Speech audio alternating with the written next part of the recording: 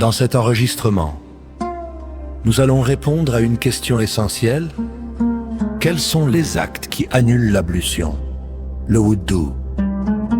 Nous allons distinguer entre les annulateurs sur lesquels il y a consensus et ceux sur lesquels les écoles divergent. Nous nous baserons sur le Coran, la Sunna et les positions des 4 imams.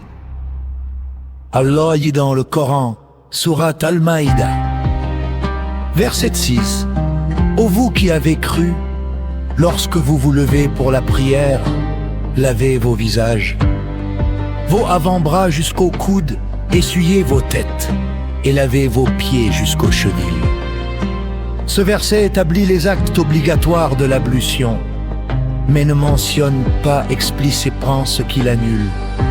C'est donc la Sunna qui nous éclaire sur ce sujet. Le prophète, paix et salut sur lui, a dit « Allah n'accepte pas la prière de l'un d'entre vous s'il est en état d'impureté mineure, jusqu'à ce qu'il refasse ses ablutions. » Ce hadith, rapporté par Al-Bukhari et Muslim, pose le principe général.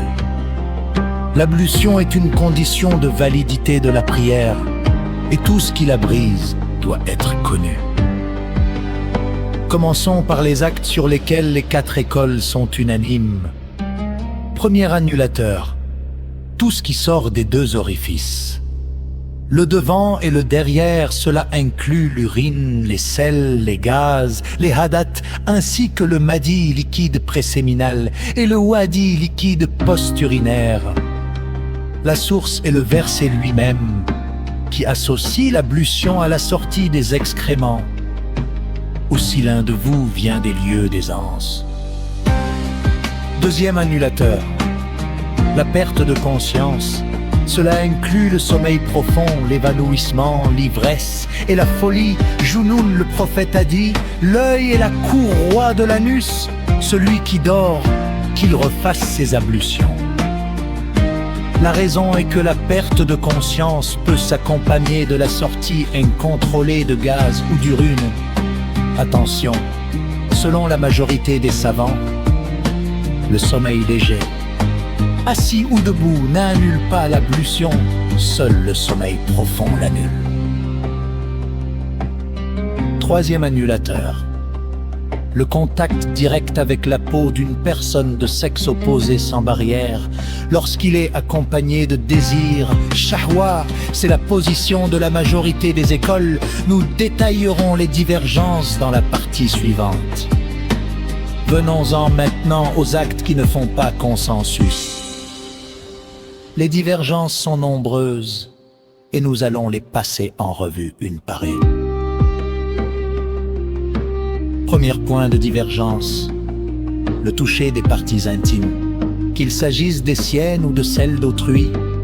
Selon la majorité des écoles, malikites, chafiites et hanbalites, toucher directement son pénis ou son anus annule l'ablution, qu'il y ait ou non du désir. La preuve est le hadith, que celui qui touche son pénis refasse ses ablutions, selon l'école hanafite. En revanche, toucher ses parties intimes n'annule l'ablution que s'il y a du désir. Sans désir, l'ablution reste valide. C'est la position de plusieurs compagnons comme Ali et Ibn Mas'ud. Deuxième point de divergence, le saignement abondant. Selon les écoles hanafites et hanbalites, l'écoulement abondant de sang, de pus ou de liquide jaunâtre, par exemple d'une blessure, d'un saignement de nez ou d'une ventouse, annule l'ablution. La preuve est que ces substances sont considérées comme impures, najasa, et sortent du corps, selon les écoles malikites et chafiites. En revanche, le saignement, même abondant, n'annule pas l'ablution.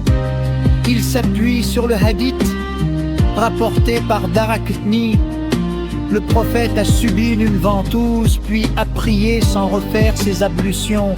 Il s'est simplement lavé l'endroit où le sang avait coulé. C'est également la position de plusieurs compagnons. dont Omar et Ibn Abbas, Abu Huraira et Aïcha. Troisième point de divergence, le vomissement selon les écoles hanafites et hanbalites. Vomir une bouche pleine, c'est-à-dire une quantité qu'on ne peut pas retenir. Annule l'ablution. Selon les écoles malikites et chafites, le vomissement n'annule pas l'ablution. Quelle que soit sa quantité. Quatrième point de divergence, la consommation de viande de chameau. C'est que le cas très spécifique. Selon l'école hanbalite, manger de la viande de chameau annule l'ablution. La preuve est le hadith. Allah demanda au prophète: dois-je faire mes ablutions après avoir mangé de la viande de chameau? Lui répondit: oui. Selon la majorité des écoles, halafites, malikites et chafites, manger de la viande de chameau n'annule pas l'ablution.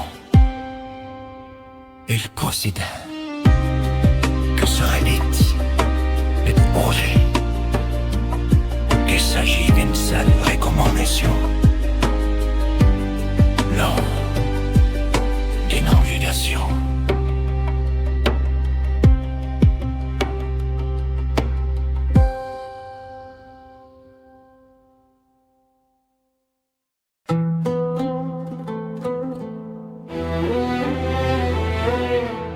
Cinquième point.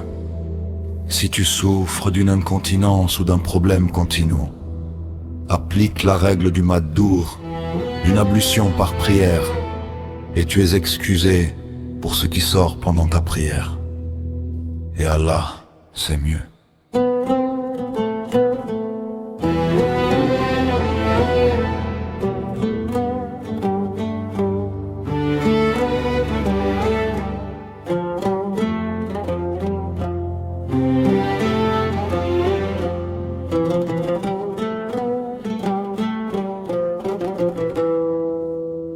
Et Allah, c'est mieux.